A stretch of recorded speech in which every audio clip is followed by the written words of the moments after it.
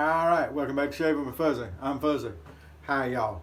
So Thursday afternoon, been off the last couple of days, 3 days. It's later in the afternoon going into the evening, and I'm going to shave. Then we'll take a nap, then I'm going to get up and take the dog for a walk, take a shower, get dressed, go to work. Anyway, back to work for a couple of days and a couple of days off. This is what we call the short week, which makes up for the long week, which is long. But that's okay. It all works out. That's what's important. So anyway, today I realized after somebody mentioned it the other day that I had been promising to use the Champa from Stirling.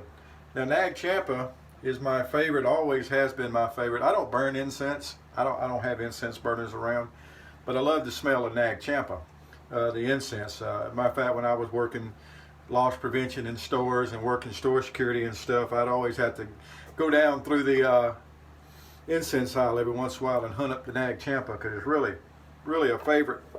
And this is Stirling. I don't think they make this scent anymore. I could be wrong about that. Last time I looked, I didn't see it. But anyway, so it's a tallow lanolin shea butter base. Like I said, it's got a really nice, fresh, typical Stirling soap scent in that it's nice and fresh and it's strong but not overpowering, and you know, it's good stuff. What else can you say about Stirling? It's great soap. So we're going to use the classic vanilla aftershave. Now the thing about classic vanilla, it is a classic scent. It's great. It really is. It's also the scent, and right off the top I'm not seeing it, but oh yeah, here. It's also the scent of the Clubman shave cream here, and also the soap in the little container, which is, you know, packed away somewhere up in the cabinets or something like that. But anyway, I don't know why they did that with Clubman. I say this every time I mention it because it's just beyond me why they didn't use the classic Clubman scent. But this is the scent of that, and it's a nice classic, kind of light. It's nothing strong about it, and that's kind of what I like. You know, going to work, I've said a million times, I don't want to be really strong. We've got some places at work where there's you know, the surveillance room, things of this nature where you're kind of closed in and you don't need to be a really loud type of aftershave. We're going to use the fuzzy catcher because I hadn't used it in a while. I've got a you know, 3 days growth on here, and because I've been lazy and I've been a little bit busy over my days off helping out with some stuff, and so we're going to use the fuzzy catcher. So it's the fuzzy catcher, the Champa, the Pinot Classic Vanilla. Good. This is actually a blend of coffee. This is some, I had a little bit of French Market with chicory, and then I mixed in some Cafe Bustelo with it. So it's a little bit of a mixture. I don't ever get all the way to the bottom of a thing of coffee before I dump some other coffee in with it and keep it going. I don't know. I've always been that way. And so for a brush today, shake it out a little bit. Horse brush. Now, I had a discussion the other day with Toby C. He's the character. And anyway, like I was saying, he was talking about how he liked the, I was talking about how much I like the pig brushes, the boar. And we got on the subject and I asked him about horse, and he's like me. The nice horse that's got some backbone, I really like. I have another horse brush. If you remember, this is one that I reknotted. I love this handle, and really it's a great brush. But this brush really has no backbone. And once it gets wet, it really has no backbone. But it still works. It really does. It works good on creams. It works okay on soaps. It may take a little bit longer to get the soap loaded, but it's really floppy when it's wet. But it works. I prefer a brush with more backbone. And, you know, that's just kind of how it goes. I mean, everybody has their preferences on stuff. I'm a firm believer, razor, blade, blade. But that don't mean you don't have preferences. Alrighty. We'll get this all nice and wiped down. And we'll get a blade in the fuzzy catcher. I've been reading, and generally the impressions of the fuzzy catcher seem to be really nice. I haven't checked in with Tom lately to see if he's tweaked the design and made the, what he usually does is he tweaks the designs. He's got 2 or 3 different printed razors, and he'll put the codes out so that you can print your own. He doesn't charge anything for that. Tom is he's a very gifted machinist. And also looks like he's got some engineer built in with him. But I think he said before he's not an engineer, he's a machinist. So anyway, whatever it is, he does good work. There's also another person, and I cannot remember his name, forgive me, that is doing 3D printed razors. And they had signed up the other day at Toast 3. So I actually created a section over there for 3D printed razors. And so there's now, and I haven't got, I forgot about it. I'll be honest, I forgot about it. I meant to move all of the post out of one thread, one board into the board that's just for the 3D printed razors. I'll see if I can remember to do that tonight. I do a lot of that stuff on my iPhone, which is a 7 Plus. So it's not really hard, but sometimes it can be a little time consuming.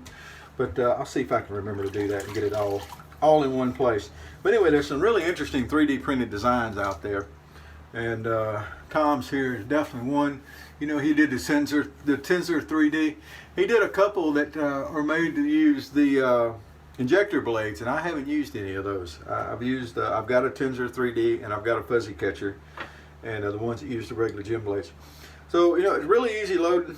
And I have a blade here that I didn't get cleaned up quick enough the other day. It's got a little stain. I don't think it runs all the way down into the blade. That's just where the edge of the lid was on the 1912 that it was in, so forgive me. I think this is a stainless steel blade anyway. And it's still going strong, so whatever blade it is, until it tells me that it's no longer ready to be used, the blade whisperer, then I'm going to use it. So anyway, on to the Stirling, which is, as we all know, just a really easy soap to lather. I haven't bought any Stirling lately because I don't buy soaps that much. I did buy the White Star soaps because I was curious. Pete Hendricks is over at Toast 3 now. He started a thread over there, so if you would like to contact him about his soaps, that is one way to do it. You can also do it online, and he has a website, and you can find that information at Toast also. That's TOS3.com, Toast 3. So, you know, always plug Toast 3. Actually, the whole point of having a YouTube channel is to support the Toast. So anyway, you know, I'll be honest about it. That's why I do it. Now, I also make videos that are with unmentionables because I really enjoy shaving, and this is my hobby, traditional wet shaving. You know, I don't know. Some people collect buttons. Not saying there's anything wrong with collecting buttons. I'm just saying that there are different hobbies in the world, and this is mine. Anyway. Always a great lather. The Nag Champa just smells awesome. It really does. I don't know what all scents are involved in Nag Champa. I've never looked it up, never cared to look it up, don't care to look it up now. But yeah, it's nice. I would not want it for an aftershave, just saying. But as far as a soap scent, it's actually pretty nice. And I wouldn't mind it as an air freshener. Does anybody remember the Indian house blessing air fresheners? Indian Spirit house blessing, maybe it was. Don't make them anymore. That was some good stuff. I found some knockoff at the dollar store the other day. It's in the purple can or in the pink can, and it's a knockoff of it. Nowhere near as good. That was some good stuff. It was strong, but it was smooth, had a really nice smell to it. It was really good stuff. All right, on to the fuzzy catcher. Now, one reason I want to use the fuzzy catcher is because I wanted a razor with some blade feel today. And definitely you get that with the fuzzy catcher. There's a discussion over at Toast on one of the razors, and I do not right off the second remember the name. That won't surprise anybody. But it was apparently it was one of the earliest of the, or maybe the earliest twist to open. A Klaus, maybe? Klaus? But the gentleman that identifies as viewer number 7 here, also known as Dave in Kentucky, had got one in, and he was talking about how aggressive it was. And fuzzy, in case you didn't know, I love an aggressive feeling razor. Now, different people think of aggressive in different ways. To me, an aggressive razor has to do with the blade feel. And of course, that has to do with blade gap and all that kind of good stuff. But anyway, without getting into the physics of blade aggressiveness feeling, I like an aggressive feeling razor. And they were talking about that, and I wanted an aggressive feeling shave. So here we go. Now I have other razors that are aggressive feeling too. I could have opted for several others, but it was time for a fuzzy catcher shave anyway. Yes, it would. I could have thinned out that lather a little bit. It's a little thick, but that's okay. Still working great, still nice and slick, as we all know the Stirling will be.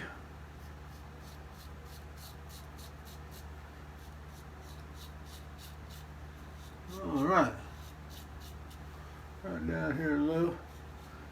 And as I've been saying in the last couple of videos, I'm making sure I get the entire face every time, because apparently I didn't the other day. What happened, like I said, when an old guy gets to run in his mouth. Anyway, there you go. Let's thin this out just a bit. Neat thing about face lathering is you can adjust the lather. Add a little more water, but just do it a little bit at a time. Let me warn you, if you go and you're just putting tons of water on your brush, you can overdo it in a hurry. And then you have to go back and load more soap, because you can't take the soap out once it's in, or can't take the water out once it's on the brush with the soap. So get just a little water at a time. I just barely dip the tips of the brush. That's what I do. There was a guy one time talking about, I actually think it was on YouTube, and I'm probably going to make fun of somebody I like unintentionally, so if I do, y'all know, bear with me. But they said you start the water, you keep the water dribbling out of your faucet, and then you take the knot and you hold it up down, and you let the water dribble in the top of the knot, and it dribbles down through the knot, and that was the craziest thing I ever heard of in my life. Dip the tips of the brushes in the water. Geez, people got to make things complicated. Seriously. Not rocket science, folks, it's shaving. Everybody these days wants to do everything with the, listen to the science. Listen to the science. Gotta listen to the science. No reason.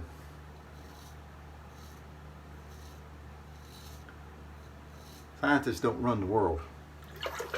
Now, the same thing at scientists, they're really smart people. They do a lot of good things, but there's a reason they don't run the world. Because if you do everything according to the science, and that's all you pay attention to, me, it's not good.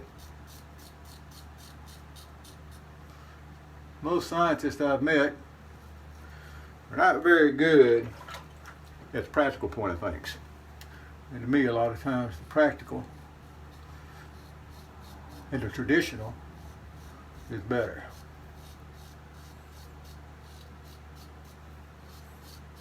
Just saying. Anyway, get this second shave under my belt.